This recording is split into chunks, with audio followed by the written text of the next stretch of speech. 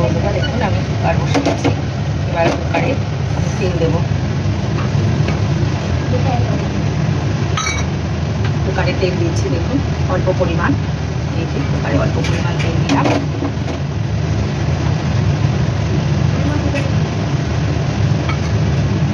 তেল দিয়েছি, এবার আমি জিরে ফোড়ন দেবো।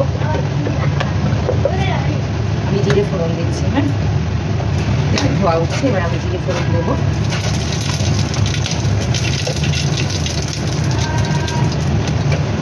তারপরে আমি দারচিনি, এলাচ, লবঙ্গ ফোড়নে দিয়ে দিচ্ছি। দারচিনি, এলাচ, লবঙ্গ ফোড়নে দিয়ে দিলাম।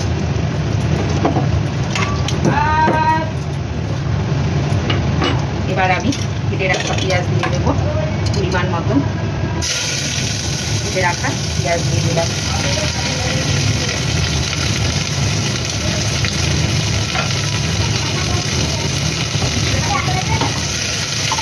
পেঁয়াজ রাখা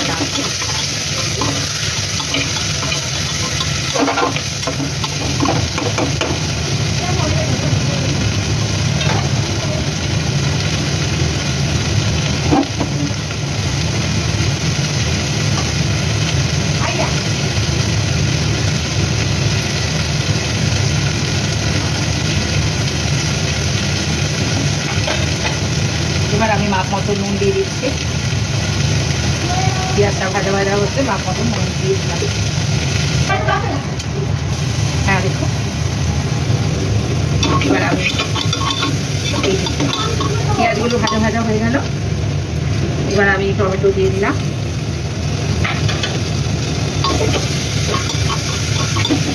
এবার আমি পেঁয়াজ, রসুন, আদা বাটা সব এর মধ্যে দিয়ে দিলাম। পেঁয়াজ, রসুন, আদা বাটা সব দিয়ে দিলাম এর মধ্যে। পেঁয়াজ, রসুন, আদা বাটা সব দিয়ে এবার নাড়াচাড়া করবো। হলুদ দিয়ে দেবো পর্যাপ্ত পরিমাণ, 3 চামচ মতন হলুদ দিয়ে দিলাম।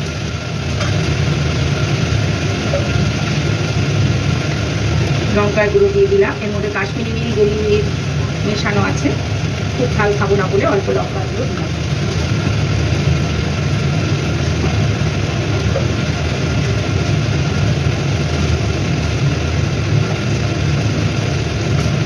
এবার মাপ মতন ধনের গুঁড়ো দিয়ে দিলাম 1 চামচ, জিরের গুঁড়ো দিয়ে দিলাম 1 চামচ। এবার এটাকে নিয়ে নাড়বো। এর একটু চিনি দিয়ে দেবো কালারের জন্য, একটু চিনি দিয়ে দিলাম।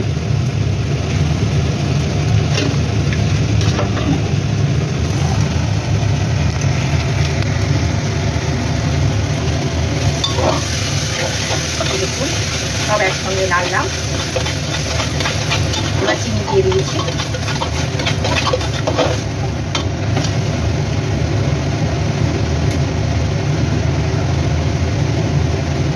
একটু গোলমরিচ গুঁড়োটা দিয়ে দেবো, 1 চামচ গোলমরিচ গুঁড়ো দেবো, 1 চামচ মতন গোলমরিচ গুঁড়ো দিয়ে দিলাম। এবার আমি মাংসটা দিয়ে দিচ্ছি, খাসির মাংস দিয়ে দিলাম এর মধ্যে। এবার আমি অল্প আঁচে ঢাকা দিয়ে দিয়ে নাড়বো, অল্প আঁচে ঢাকা দিয়ে দিয়ে নাড়বো।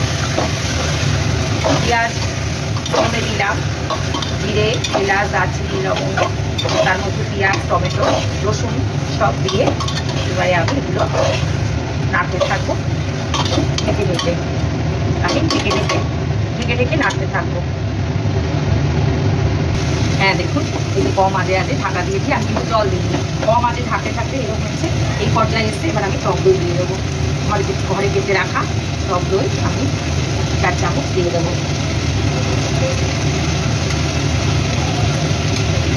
দিয়ে আমি নাড়তে থাকবো। এটা ঢেকে ঢেকেই কষাবো বন্ধুরা, ঢেকে ঢেকে ঢেকে আমি কষাতে থাকবো।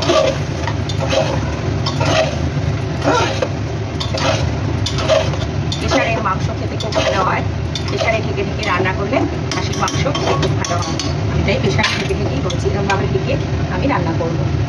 হ্যাঁ দেখুন এবার টক দই দিয়ে এইভাবে মাংসটাকে এইভাবে কষাচ্ছি, টক দই দিয়ে ঢাকা দিয়ে অল্প অল্প ঢাকা দিয়ে আমি এইভাবে কষাচ্ছি। এবার আমি আলু ভেজে রাখা আলু দিয়ে দেবো, ভেজে রাখা আলু সব দিয়ে দিচ্ছি।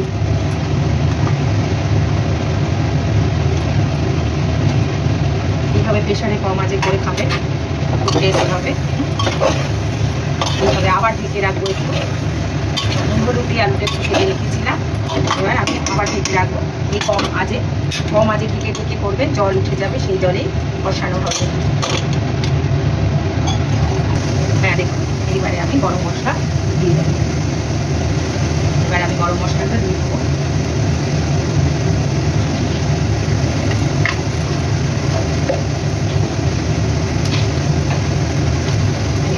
মতো শাহি গরম মশলা আমি এনেছি, আমি শাহি গরম মশলা দিয়ে দিলাম।